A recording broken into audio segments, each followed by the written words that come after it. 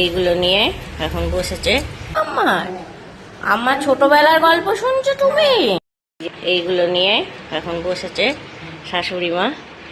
দেখো কেমন করে ছাড়াচ্ছি। এটা কি বলে? পদ্ম চাকা। এটা আমি কোনোদিন খাইনি। এটা কি দিয়ে করবা? কি করবা এটা? এই দেখো ছাড়াচ্ছি। এই যে ফলটা ছাড়িয়ে সাদাটা বের করছি। সাদাটা বের করে একটু রোদে একটু ইয়ে করে নেবো। এই এক রোদ দিয়ে নিয়ে তারপরে এটাকে বাঁধবো। বেঁধে দুধ দিয়ে চিনি দিয়ে হালুয়া করে, দুধ দিয়ে চিনি দিয়ে হালুয়া করবো। আবার অনেকে সুজির সঙ্গেই গোটা গোটা মিশিয়ে দেয়, এই কুচি কুচি করে।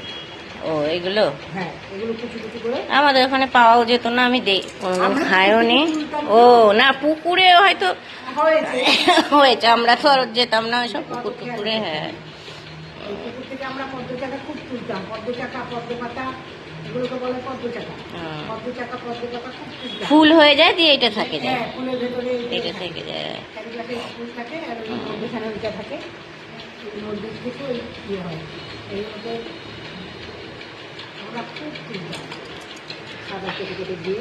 আর তোমাদের আর একটা জিনিস তাহলে দেখায়। কি করছো জিমি? আম্মা কাজ করছে, তুমি গল্প শুনছো? আমার ছোটবেলার গল্প শুনছো তুমি? আমরা ছোটবেলায় নৌকানা তালের ডিম করে করে যে পদ্ম চাকা তুলে আনতাম, পদ্ম পাতা। ওই দেখো জিমি কেমন বসলো গল্প শুনতে, মনে হবে কত বুঝে। দেখো আমার দাদাদের সঙ্গে ঝগড়া লাগতো, জানি আমার যদি কম হতো আর ওদের যদি বেশি হতো, আমি ওদের থেকে নিয়ে নেবার চেষ্টা করতাম, পারতাম না।